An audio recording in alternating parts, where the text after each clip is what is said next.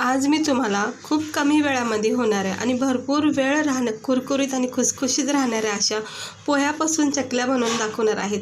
म्हणजे चकली तर आपण नेहमीच दिवाळीमध्ये फराळामध्ये करून खातो, पण आज मी तुम्हाला मस्तपैकी पोह्यापासून इतका छान खुसखुशीत मस्तपैकी टेस्टी अशा ह्या चकली बनवून दाखवणार आहे, ज्या तुम्ही कधीही एनी टाईम करून खाऊ शकता स्नॅक्ससाठी, किंवा कधीही असं काही असं चटपटीत खाऊ वाटलं तर तुम्ही हे घरच्या घरी खूप कमी वेळामध्ये खूप कमी साहित्यामध्ये पोह्यापासून ही चकली बनवू शकता. तर चला बघूया आपण लगेच याला बनवायची कृती.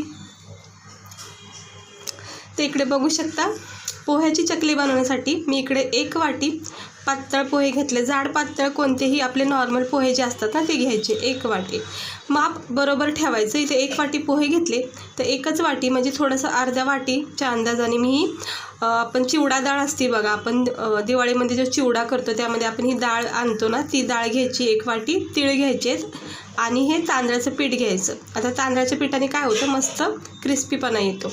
तर सर्वप्रथम आपल्याला काय करायचं, हे जे पोहे आणि डाळ आहे ना, हे थोडंसं गरम पॅनमध्ये आपल्याला भाजून घ्यायचं. थोडंसं भाजायचं, काही जास्त भाजायचं नाही याला. आणि ही डाळ म्हणजे भाजलेलीच असते ऑलरेडी, त्यामुळं काही जास्त भाजायचं नाही, नाहीतर कडवटपणा तयार होऊ शकतो. आणि अगदीच गॅस जो आहे ना तो स्लो करायचा.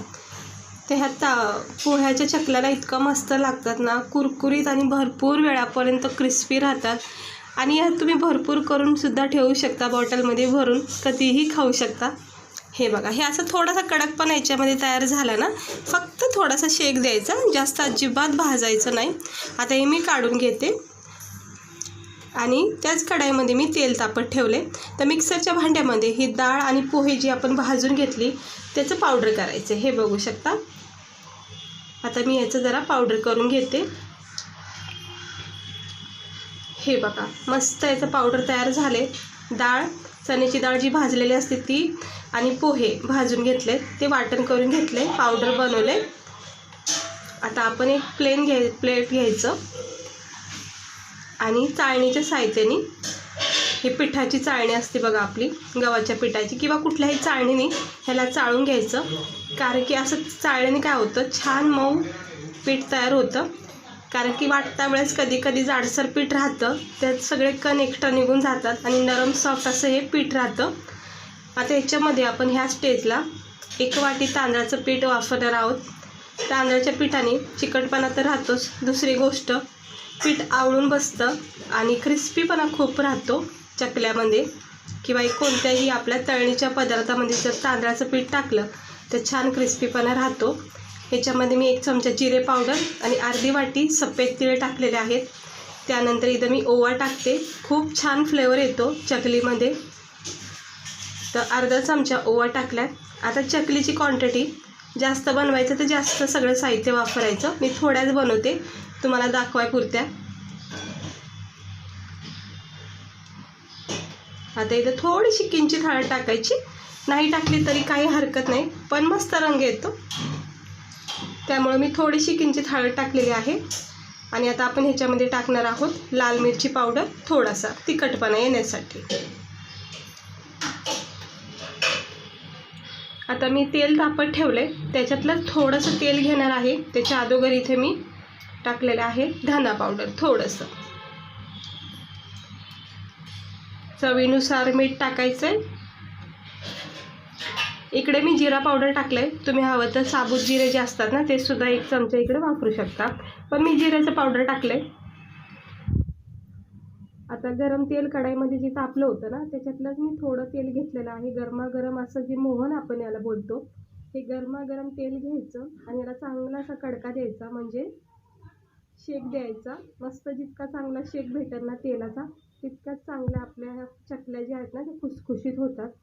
मिक्स करायचं, कारण की गरम आहे तेल, त्यामुळं हाताने काही लगेच जमत नाही.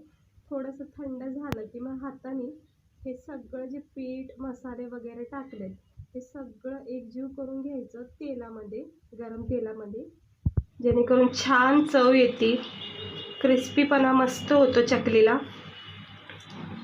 हे असं अगदी हलक्या हाताने प्रोसेस करायची.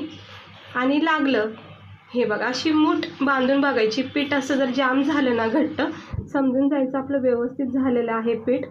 आणि जर गरज लागली तर परत एकदा तेल टाकायचं आणि पीठ मळायला थोडंसं नॉर्मल कोमट पाणी बनवायचं आणि कोमट पाण्यानेच हे पीठ मळून घ्यायचं, कारण हे पोहा आहे याच्यामध्ये, त्यामुळे पोह्याला थोडा चिकटपणा येण्यासाठी, चकली आपली आवळून बसण्यासाठी गरम पाण्याचा इकडं वापर करायचा.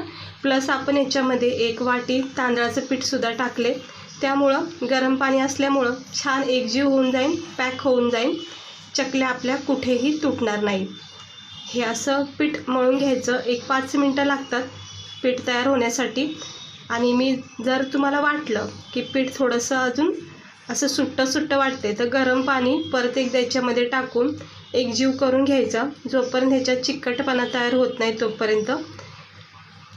कारण सुटसुटीत राहिलं तर मग चकल्या तुटून जातील, त्यामुळं गरम पाणी टाकायचं. आता हे बघू शकता, हे चकलीचं जे पात्र असतं दिवाळीमध्ये आपण वापरतो बघा, त्याच्यामध्ये मी हे एक बॅटर टाकून घेतलं आहे. हे तर सगळ्यांनाच माहिती आहे, चकल्याचीच प्रोसेस आहे सेम इथून पुढं. हे बघा असं टाकून घ्यायचं आणि कढाईमध्ये किंवा असे प्लेटमध्ये चकल्या पाडून घ्यायच्या. बघू शकता तुम्ही चकल्या पाडून घेतलेल्या आहेत. मस्तपैकी छान सुंदर अशा चकल्या झालेल्या आहेत.